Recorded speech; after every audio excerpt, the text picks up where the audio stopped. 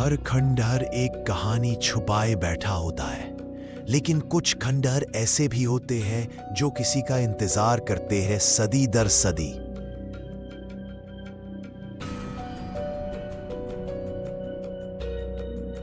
दिल्ली के एक private school की 12वीं कक्षा, गर्मी की छुट्टियों से पहले एक ट्रिप की घोषणा होती है। गंतव्य पुराना दुर्ग, एक खंडहर जो अब तक किसी इतिहास की किताब में नहीं लिखा गया। बस में शोरगुल, हंसी मजाक और बीच में शांत बैठी एक लड़की, अनन्या। उसकी आंखों में कुछ बेचैनी थी, मानो वो इस रास्ते से पहले भी गुजरी हो।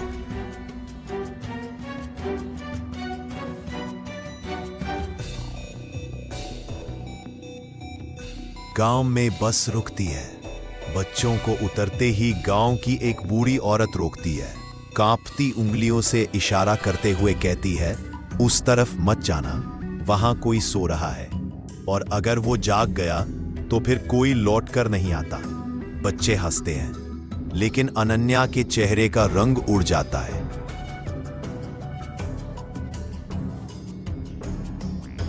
दोपहर में जब सब सो रहे होते हैं, अनन्या अकेले खंडहर की ओर बढ़ती है।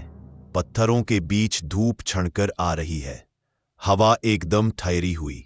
जैसे ही वो खंडहर के बीचों बीच पहुंचती है, जमीन में कुछ सुनाई देता है। घंटियों की गूंज, धीमे मंत्र और एक जली हुई तांत्रिक पोथी। वो झुकती है और जैसे ही पोथी छूती है, धड़ाम, दरवाजा अपने आप बंद हो जाता है। अंधेरा फैलता है। दीवारों पर आकृतियां उभरने लगती हैं। एक लंबी काया, काले धुएं में लिपटी, लाल चमकती आंखें, वो गूंजती आवाज, तू लौट आई सदियों के बाद, अब मेरा श्राप टूटेगा।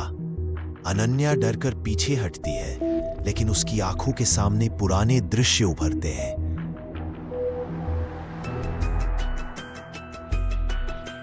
700 साल पहले एक युवा ब्राह्मण अर्चित महल में राजकुमारी प्रेमवती को वेद पढ़ाता है। धीरे धीरे दोनों एक दूसरे से प्रेम करने लगते हैं, लेकिन दरबार का तांत्रिक चंद्रकेतु प्रेमवती को पाना चाहता है। वो दोनों को रंगे हाथों पकड़ता है।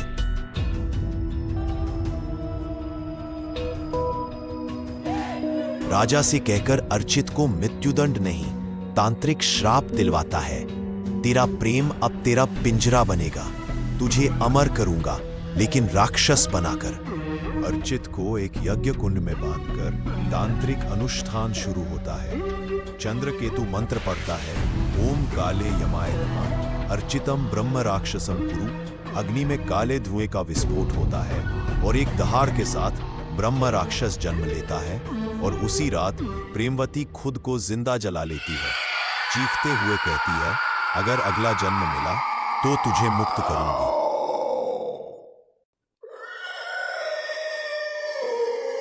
अनन्या वर्तमान में वापस आती है। उसकी आंखें बदल चुकी हैं। अब उसमें प्रेमवती की आत्मा बोल रही थी। उसे याद आता है, वह ही थी जिसने अर्चित से वादा किया था। आज वो समय आ गया है। अनन्या रोते हुए ब्रह्म राक्षस के गले लग जाती है, लेकिन खंडहर में एक दूसरा कोना हिलता है।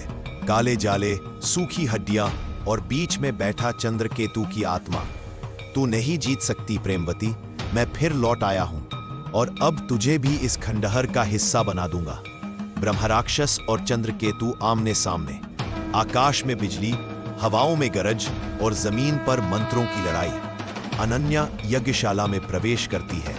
उसकी आंखों में रोशनी जल रही है। वो बोलती है, हे देव, जो अधूरा प्रेम बना श्राप, उसे अब मुक्त कर।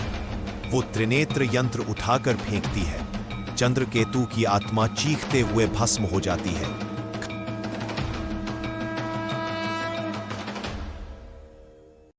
खंडहर में शांति छा जाती है।